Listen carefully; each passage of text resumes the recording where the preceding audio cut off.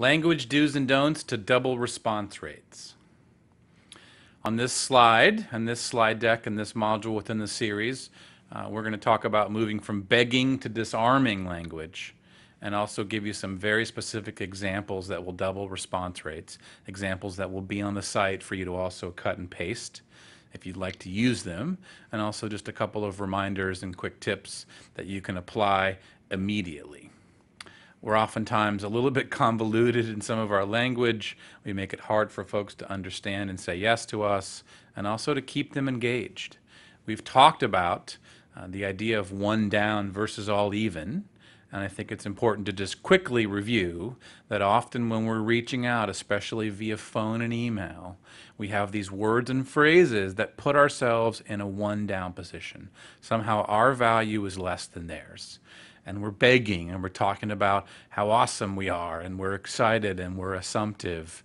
And I just don't think it works anymore. I think in this day and age, people are reasonable and we have to find ways to reach out to them in a much more human way if we want a higher response rate, especially to folks that don't know us or don't know us very well. Here's some language to avoid. As you look at your emails and your scripts and your outreach, notice some of this one down language that will oftentimes show up. Things like, thank you so much for your valuable time. Thanks a lot for the opportunity. I look forward to hearing from you. I'll call you tomorrow to show you how we can help you win more business. We'd love the opportunity to be considered for upcoming projects. Please get back to me. There's some level of all of these that we've all used. And I'd first ask that you just become a little more aware of the pleases and the thank yous and the thanks so much for the opportunities and the exclamation points. In and of themselves, maybe they're not that big of a deal. In my experience, they set the wrong tone, and these will have people resist you, deny you, and not pay attention to you. So consider some of this language. As you look at my examples, we're not going to use these kind of things. We've already used this Stuart Wilde quote, and it's specifically relevant again, so I thought that I would add it in here. Let's just take a second to read this and take it in.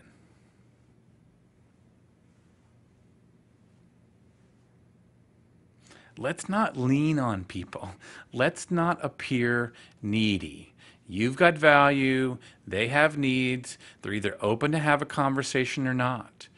We're going to give ourselves the best possible chance to have them tell us, yes, I'm open to talk and let's have a conversation. And if the answer is no or no, not now, that's completely fine. Let's be okay with that. And that's not weak. This is actually designed to give ourselves the best possible chance to get a response and get the truth, and to align ourselves in an equal position. So the old way is to be assumptive. Let me show you how I can help you. Give them way too much information initially. Be super excited. Please get back to me. None of these things which help you get higher response rates. The new way is to disarm them. Talk about how we might be a good fit. Using the word might versus can is extremely powerful, and in and of itself will increase your response rates. Give them a real quick snapshot of your value. Have a very clear, easy to say yes to next step. And at the end of all of the examples I'm going to show you, no is perfectly okay. Now, the fear is that, well, if I give them an out, they're always going to take it. I understand that. The truth is, if we give them an out, we actually have a better chance of getting a yes. It seems counterintuitive. I promise you it works. All that I ask is that you give these things a try. So like we've mentioned before, the goal in outreach is to give yourself the best possible chance to get a response, to get the truth, and to schedule a conversation. That is the goal. So I'm going to give you a couple of bad examples that, in my experience, got a very low response rate.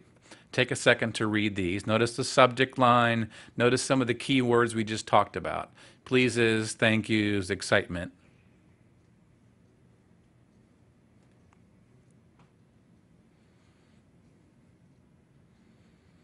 If there are any elements of this that you catch yourself doing, please stop.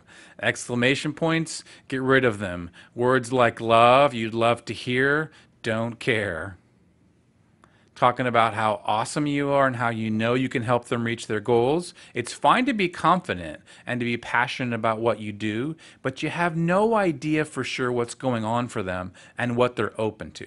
Now, you think you can help them based on a number of variables, but you're not positive. So we have to be confident and passionate without being overly excited and overly assumptive. Again, the goal is to minimize resistance, have them stay open, and give ourselves the best possible chance to get them to agree to a next step.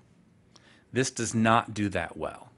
Here's one more example that's not very good. I'll give you a second to read it. You get the point. I'm sure you'll see things in here that you think we could change.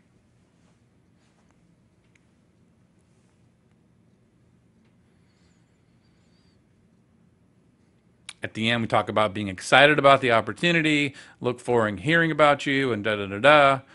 We're assumptive. We don't really have a clear next step. We're super thankful. We give them way too much information.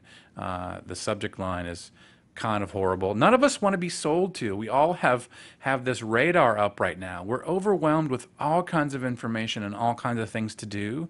None of us, almost none of us, would respond to an email like this. So I'm going to give you just a few examples that I find specifically will double your response rates. If you make these your own, these examples will also be on the site. You can cut and paste. These are not perfect examples. These are examples that did work well to get high response rates and also follow the formula that I'm talking about. Take a second to read this first one and then we'll talk about it.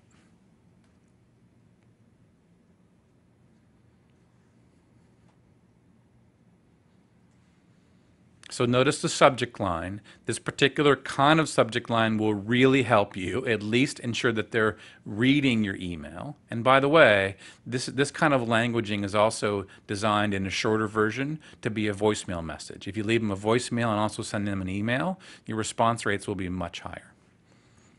So you have no idea who I am. This is what we do. This is how we do it. Quick little snapshot of the value. Very clear and direct. Some version of disarming. I don't know if you have a system in place or if you're happy. Thought I'd reach out to see if you might be open to a brief, no pressure, 10-minute phone conversation. At the end of the call, we should have a pretty good idea if it makes sense to talk further. Let me know either way. So as you hear me read those words, it sounds very reasonable, doesn't it? Like, I'm a human being, I'm a good guy, this is what we do, not trying to stalk you. Let me know if you're open to have a chat. It's not overly aggressive, and it's also not overly passive. This is very clear and direct, and I'm actually looking to take control without being annoying. Another example. Take a second to read this. You'll get the idea of the flow. These will also be on the site where you can print them up or cut and paste them and use them for yourself if you like.